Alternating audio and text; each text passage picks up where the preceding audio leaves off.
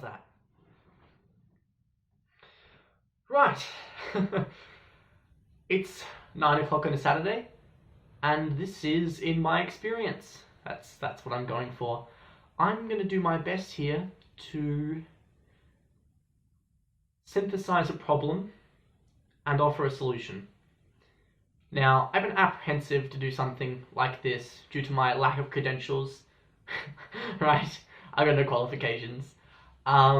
So I thought I'd go off my 16 years of experience, and you can sort of decide however valuable you think that is.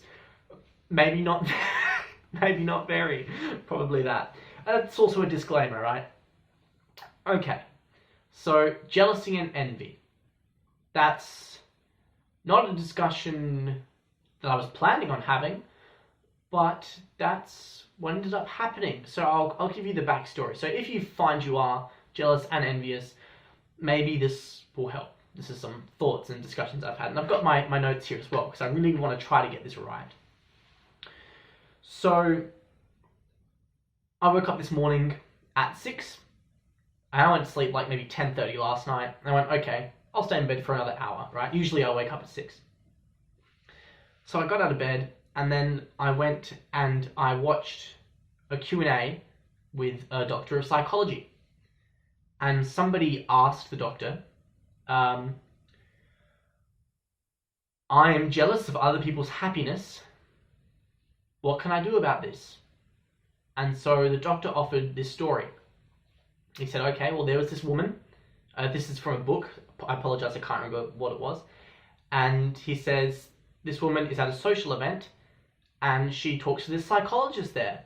And she says to him, I really hope there's something wrong with me.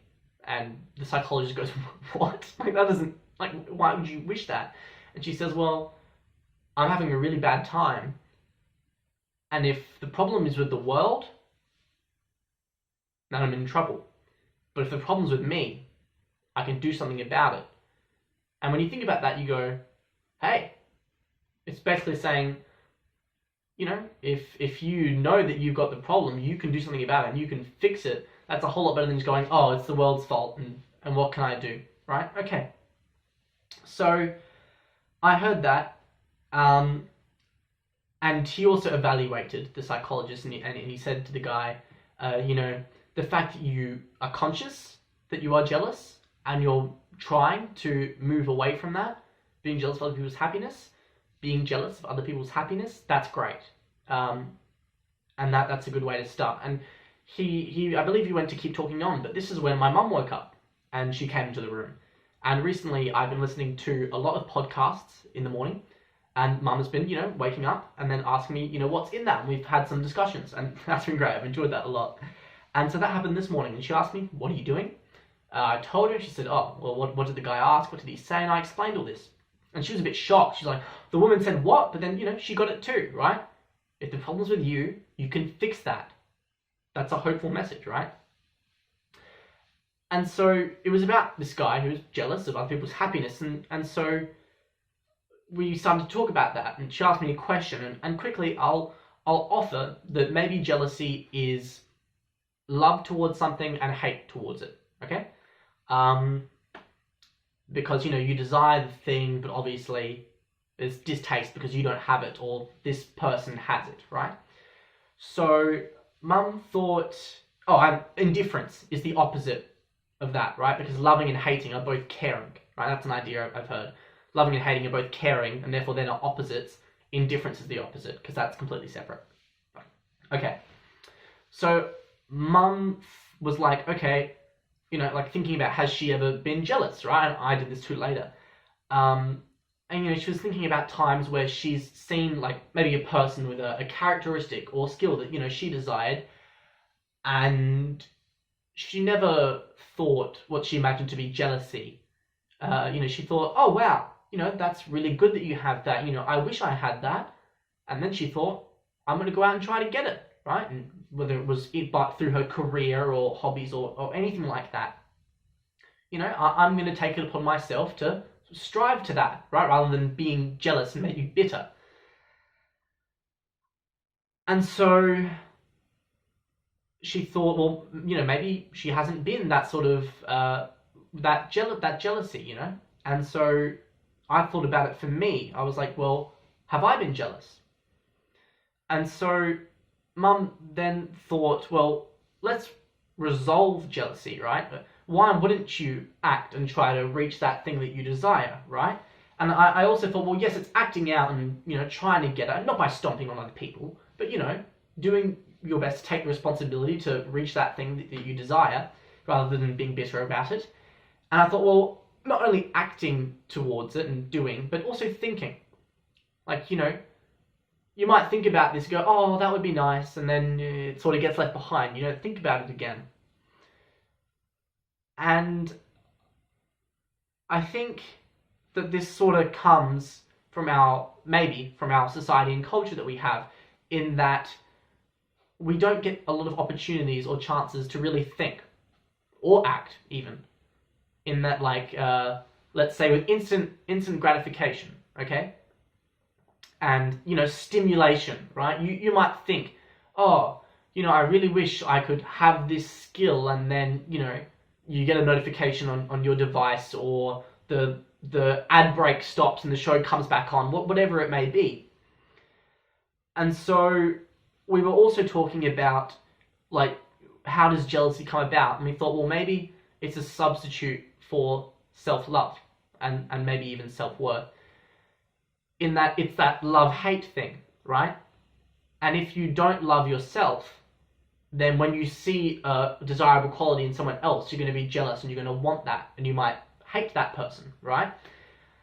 And the reason Mum didn't, in her experience, hate people who had qualities she desired was she was like, well, I'm content with myself, and not that, oh, I don't have to do anything, I can sit back, but I love myself, and well, I'm going to do something about this because I have the responsibility and the initiative and the stability as a person, right? So we sort of extended on this and made some distinctions, okay? Because we started to see some other things coming in. So we sort of drew up longing, envy, and jealousy. And so longing was pretty easy to separate from those other two, envy and jealousy, because longing is, well, it's really far less malicious. When you sort of think of envy or jealousy, it's like, or underhanded or up to your face, whatever. Longing is less malicious. It's just, oh, wistful, I wish I had that, okay? And so we thought, well, hold on. How do we distinguish between envy and jealousy? And this was like, oh, okay, let's think about that. And so we sort of came up with this, which was something. Maybe we weren't fully satisfied with it, but this is what we worked with, this idea. Jealousy is 70% love and 30% hate. So there is this ideal, and you want to be this person who has all these things, but you hate them for it because you're not that. And then envy, we thought, well, maybe envy is where there is this figure and they are really, they're easy to hate, right? 70%, it's just, oh, you are despicable. And then the 30% of love is, but you have this thing that I really want. Okay, so that's all. Maybe that's how we could look at it. And so where did we go from here? Okay. Well, I sort of put a quote to Mum, and I said, well, this is from Alan Watts, someone who popularized Eastern philosophy in the West, so Buddhism, Taoism, Taoism, a few of those things. And the quote was, as soon as you desire something, you define yourself as lacking it. So, to put this into an example, happiness, okay? If you are outwardly searching for happiness and doing all these things to try to get there, you are sort of instantly devaluing all the happiness you already have. And maybe even losing it entirely, okay? So it's sort of a lack of gratitude, but also not really knowing what you have.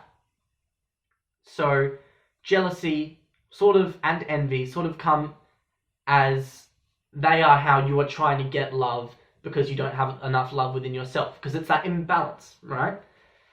And so this is about the point where Dad woke up and we had breakfast. And So we asked him, what do you think about this idea of 70-30, jealousy and envy, trying to distinguish between them, how he might solve them?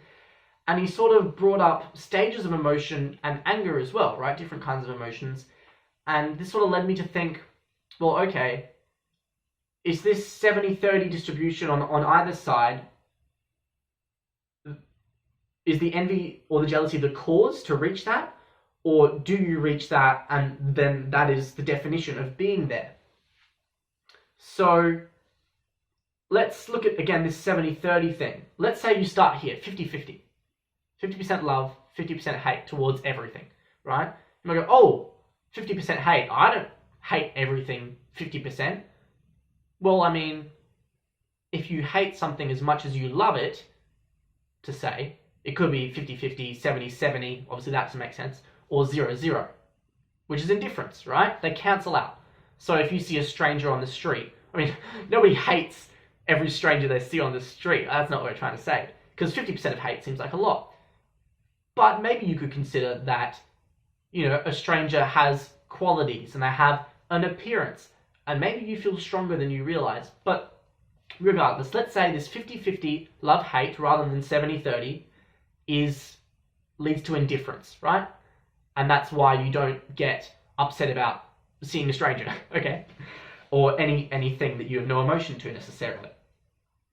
So the reason maybe 50-50 is desirable, indifference, is that if you were, let's say, 100% love, because 50% hate seems like a lot. Well, what if you were 100% love?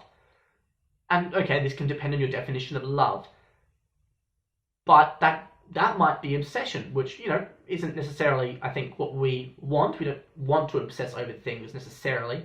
But the byproduct of that is you won't really analyze what's happening to you, and you won't be skeptical, and you won't reflect, and maybe you won't think at all.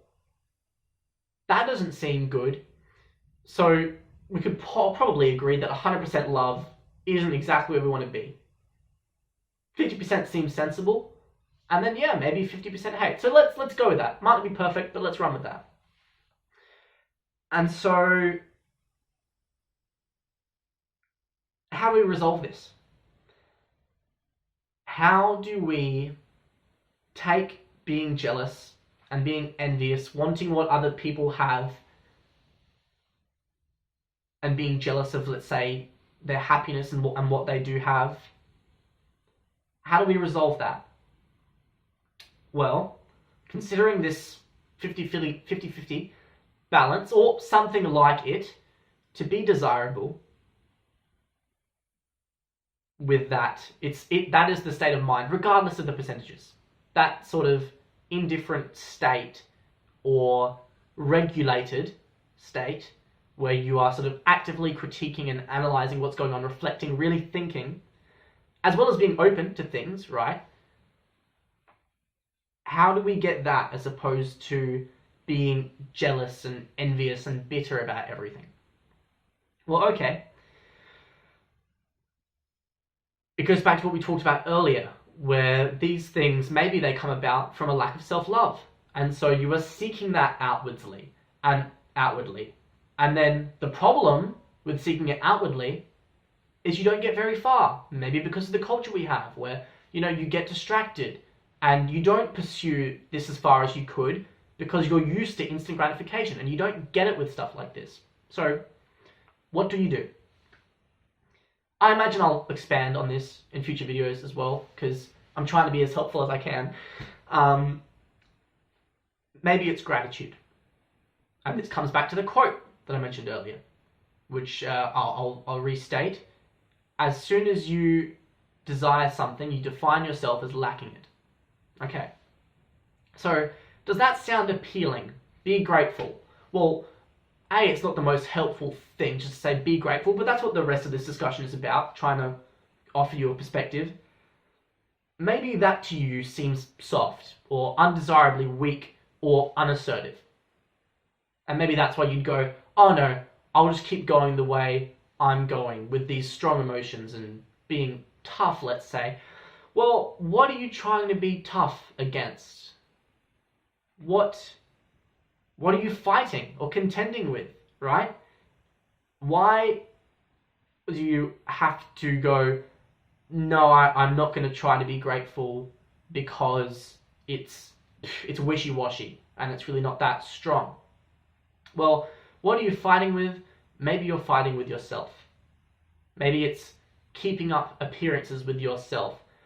And a lot of the time, keeping up appearances with yourself is just not being honest with yourself, because that's scary. And this is just me trying to oppose the argument that I might expect to get. So maybe this isn't relevant to you, but maybe it is.